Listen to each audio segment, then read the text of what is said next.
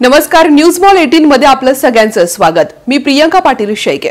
जाणून घेऊयात न्यूज मॉलच्या खास घडामोडी।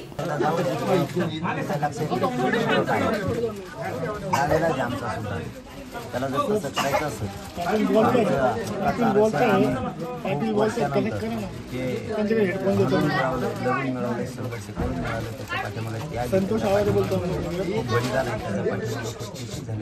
त्या पाठीमागे विद्यार्थ्यांचं खूप वाटलं झालं। आम्ही लढून लढून जीवाची बाजी लावून आता मिळवली आणि त्याला जर पुन्हा एकदा आमच्याच पोरांच्या अन्नात विष काढायचं असेल तर आमचं नावेला दे, आम्हालाही मंडल कमिशन चॅलेंज करावं लागेल। ओबीसीचं सगळं आरक्षण आम्हाला चॅलेंज करावं लागेल। दुसरीकडे ओबीसी नेत्यांची काल बैठक झाली। यामध्ये अधिसूचना रद्द करा, प्रमाणपत्राला स्थगिती द्या असं त्यांनी एक मागणी केली आणि कुठेतरी या अधिसूचनेविरोधात महाराष्ट्रभर यात्रा देखील काढणार असल्याचं त्यांनी सांगितलं। यात्रा काढण्यात ते जत्रा जाऊन तिकडे खात बस काही आम्हाला काही दिलं गेलं नाही। त्याचं फक्त ओबीसी बांधवांनी त्याला समजून सांगावं की आम्हाला आमच्या पोरांचं वाटलं जर ते करायला लागलं, आम्हाला ओबीसीच्या बांधवाचं वाटलं करायचं नाही। गोरगरिबांच्या लेकरांच्या अन्नात माती घालायची नाही। ते जर आमच्या अन्नात माती घालत असेल तर तुमचं वाटलं त्याच्यामुळे व्हायले हे तुम्ही ओबीसी बांधवांना गावखेड्यातल्या सगळ्यांनी समजून घ्यावं। ना विरोधानं ओबीसीचं आरक्षण मला चॅलेंज करावं लागणार आहे, कारण त्यांचा सुद्धा अहवाल स्वीकारलेला नाही।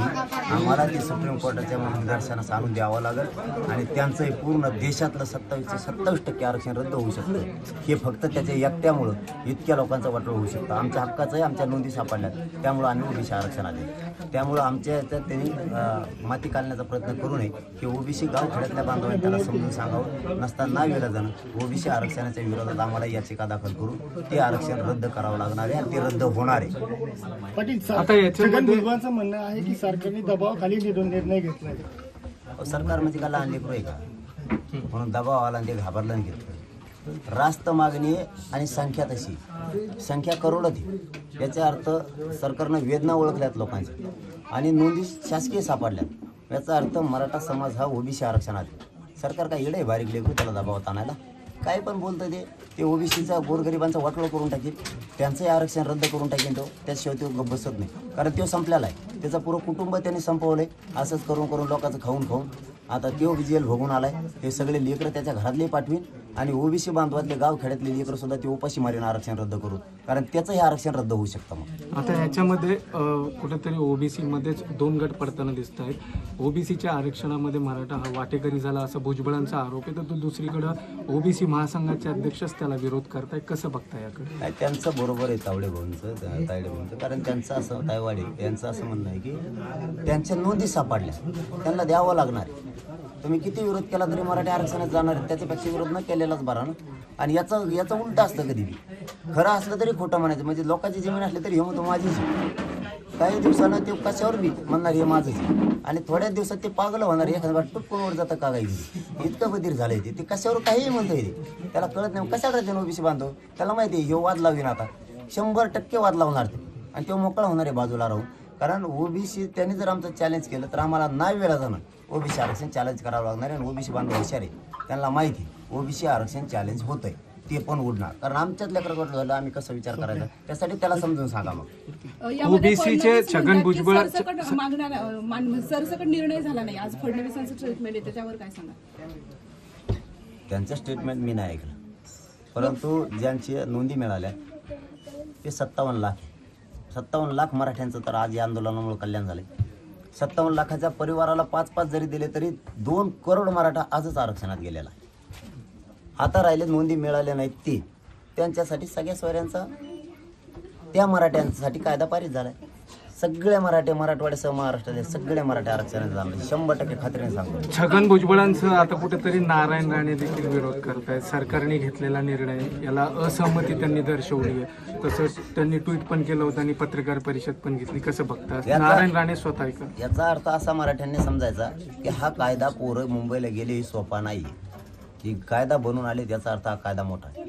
इतक्या संख्येनं जर महाराष्ट्रात याला विरोध व्हायला लागला याचा अर्थ असा आहे की कायदा पक्का आहे आणि खूप मोठा आहे। 70 वर्षानंतर मराठ्यांसाठी झालेला हा पहिला कायदा आहे की ज्या मराठ्यांच्या नोंदी सापडल्या नाहीत ते सुद्धा आरक्षणात जाणार आहेत। मराठ्यांनी या विरोधाला चांगल्या पद्धतीनं मनात रुजून घ्यायचं की हा कायदा पक्का आहे, पोरं गेलेत मोकळ्या हाताने वापस नाही आले, आरक्षणच घेऊन आले असंच मनात समजायचं. त्यांना काय विरोध करायचा करू द्या, मी लढायला सज्ज आहे. पंकजा मुंडे म्हणतात की एक ओबीसी लाख ओबीसी तुम्ही म्हणणार का, त्यावरती काय मत आहे? म्हणूनच सगळे मराठी आरक्षणात गेल्यावर त्यांनी आता राहिलेल्या मराठ्यांना आरक्षणात ओबीसीत घेण्यासाठी प्रयत्न करू लागावे. नगरमध्ये सभा होणार आहे 3 तारखेला ओबीसीची. आता जर बघितलं तर भाजपचे नेते आपल्याला देखील जल्लोषामध्ये आपल्या सहभागी होत होते आणि त्या सभेमध्ये देखील ते सहभागी होणार. उदाहरणार्थ राम शिंदे इथले जे स्थानिक आमदार आहेत त्यांनी जल्लोष तर केला मराठा आरक्षण मिळाल्यानंतर, मात्र त्या ओबीसी मेळाव्याला देखील ते हजेरी लावणार आहे. हे बघा, कोणी कार्यक्रम घ्यावा कोणी नाही घ्यावा या मताचा मी नाही, कारण लोकशाहीने अधिकार दिलेले कार्यक्रम घेतले पाहिजे, पण त्याच्यासारखे आम्ही नाही. ते जे येवल्याचं इकडे तिकडे हिंडत आहे त्याच्यासारखे आम्ही नाहीत की त्यांनी घेतला म्हणजे आम्ही घ्यायचं. आम्ही त्यात मोडत नाही. ते झालेलं आहे बधीर. आता ते काही खातं नाही पितं नाही, त्याला वाटतं हे मराठी आरक्षणात गेले. त्याचं स्वप्न काय होतं, मराठी आरक्षणात येऊ द्यायचं नाही, ते दंड थपटायला. आत्ताच 2 करोड मराठी आम्ही आरक्षणात नेऊन घातले, आता थोडे राहिले ते बी चालले. ते झाले पागल. त्याला वाटतं मग काहीच हिवाय नाही आता, कारण तुझी जर नीतच खराब आहे. आमचं सांगू तुम्हाला, कालचा कायदा पारित झाला ना, त्याच्यामध्ये ओबीसी बांधवांच्या सगळ्या सोयऱ्यांना सुद्धा फायदा होणार आहे. मग मी बोललो असतो तिथं, आरक्षणासाठी लढाई आम्ही केली, चला उडवा आहे इथून, काय संबंध यांचा. आमचे तुझे इतकी नियत खराब नाही आहे. आम्हाला वाटतं गोरगरीब ओबीसी बांधवांचं एनटी व्हिजंटचं कल्याण होतं ना, होऊ द्या ना. आपलं काय चाललंय, होऊ द्या, आपलं येऊन त्यांचं. तसं त्याचं नाही.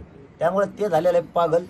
त्याच्यामुळे हे नाही का त्याच्या नादी लागू नये ही माझी ओबीसी नेत्यांना विनंती येते. आम्ही आहेत ते जाणारच आहेत ओबीसी आरक्षणात, तुम्ही विरोध करू नका. त्याचा ऐकून ते गोळ्यावर आलेला आहे. ओबीसी नेते आता राजीनामा देण्याची पण मागणी करतात त्यांना की तुम्ही राजीनामा देऊन तो राजीनामा द्यायला येईन, याचं वाटोळं करेन, याला उस तोडायला पाठीन, पुन्हा हे जेलला जाऊन बसन, तिथं परत कांदे खातो म्हणून तुम्ही मध्ये जाऊन परत कांदे खाईन. हे बिघाडेल आहे, त्याच्या दादी लागू नका ओबीसी. त्यांचं म्हणणं आहे की माझ्या मंत्रिपदाच्या राजीनाम्याची यांना चिंता काय आहे एवढी? कोणाला? आणि आम्ही का आधी म्हणलं तुला तसंच गळ्यात घाट टाकून हिंड नका वरबी तू, आम्हाला काय करायचं. यामध्ये आतापर्यंत राजकारण झालं, संघर्ष झाला. ही विजय यात्रा झाल्यानंतर घरच्यांना बघितल्यानंतर कुटुंबाच्या तुमच्या भावना काय होत्या जेव्हा तुम्ही घरी आंतरवालीला पोहोचलात? कारण तुम्ही ठरवलं होतं की मी विजय करूनच येणार आहे. काय भावना होत्या तुमच्या सर्वांच्या? मराठा समाजाला मी जाताना शब्द दिला होता की आम्ही येताना आरक्षणच घेऊन येणार.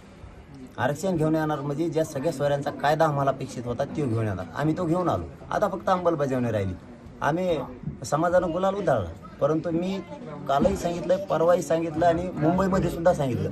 राजपत्र हातात घेतल्याच्या नंतर मी सांगितलं आदेशाच्या नंतर की या कायद्याच्या अंतर्गत सगळ्या सोयऱ्यांना एका जरी प्रमाणपत्र मिळालं, एकाला ज्या दिवशी माझ्या हातात ते पत्र पडत, आता झाली दिवाळी, पत्र हातात पडल्यावर होणार आहे महादिवाळी, आणि मग बघा तुम्ही गुलाल आणि विजय सभा कशी असते. तोपर्यंत तो कायदा खेचून आणला, ते आरक्षण खेचून आणलं म्हणून तो गुलाल होता, म्हणून ती दिवाळी होती. आता होणारी दिवाळी महादिवाळी आणि गुलाल आणि विजय सभा ती या जो कायदा झाला सगळ्या सोयऱ्यांचा, ज्या मराठीच्या नोंदणीत त्यांना एक पत्र हातात पडलं की तुम्ही मराठ्यांची फक्त विजय सभा बघा. तुम्हाला सांगितलं होतं मी, देशात इतके लोक मुंबईत घुसले नाही तितके घुसते. जगात सभा झाली नसताना अशी विजयी सभा होणार आहे, लक्षात राहू द्या आपला. ओबीसी आरक्षणाला धक्का लावू नका, बाकी काय कारवाई करायची करा, असं ते वारंवार सरकारला ठणकावून सांगतायत. काय सांगाल? कोण पण? छगन भुजबळ. तू काय ठणकीतून ठुणकीतो तू तुला बघ ना. तुला सूचना काय गेले मराठी आरक्षणाचा, आता काय ठणकीतो काय ह्याला. आणि तो अजितदादाचा कार्यक्रम करीन असं करून करून. ते सगळं फडणवीस साहेबाचं सरकार डॅमेज करीन, शिंदे साहेबाचं करीन. ते प्युअर बधीर झाले. ते काही म्हणतं या काही ते मी म्हणतो बिगर आंघोळीच पळू नये कधी संधीने डांबरीने आता कागद गोळा करून. एक शेवटचा प्रश्न, ज्या प्रकारे सरकार गेलो नाही, 1 तारखेला जाणार. शेवटचा प्रश्न, सगळे आनंदी ओबीसी छगन भुजबळांना, ओबीसीचे जे बाकीचे नेते आहेत ते छगन भुजबळांना म्हणतायत की एकीकडे तुम्ही विरोध करताय, सरकारच्या विरोधात बोलतायत आणि राजीनामा सुद्धा देत नाही, तर भुजबळांनी आता राजीनामा द्यायला पाहिजे. तुम्हाला काय वाटतं? मला काय वाटत नाही. त्याने ठेवला तरी मला काही फरक पडत नाही, त्याच्यामुळे दिला तरी फरक पडत नाही. तू काही कर, आणखीन 25 पदं घे, तरी मी मराठा आरक्षणाच्या विरोधाला सोडणार नाही. मी त्याला एकदा चॅलेंज केलं होतं. धनगर बांधव तुझ्या कार्यक्रमाला येत आहेत लाखानं, त्यांच्या आरक्षणाच्या बद्दलची तुझी भूमिका काय, आणखी सांगितलं नाही. धनगर बांधवांनी वंजारी बांधवांना ओळखू घेतलं, उपयोग करायला लागला, आपला वापर करून घ्यायला लागला. म्हणजे इतका स्वार्थी माणूस आहे, त्याच्या केशे मागं करून घेतले त्यांनी सभा घेऊन पण त्याने आरक्षणाबद्दलची भूमिका नाही घेतली.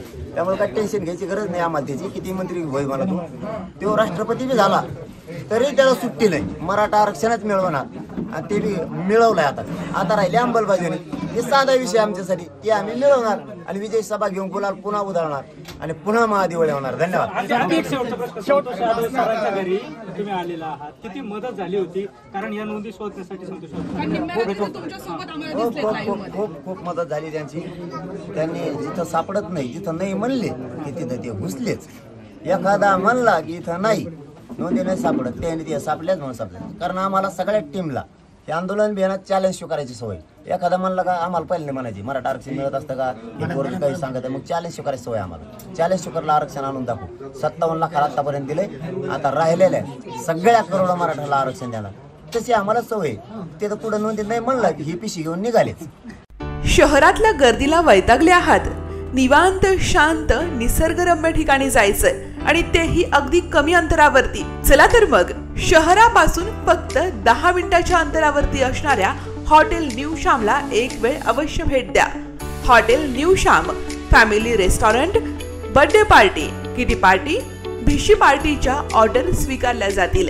आमचा पत्ता नगर सोलापूर रोड, वाळुंज.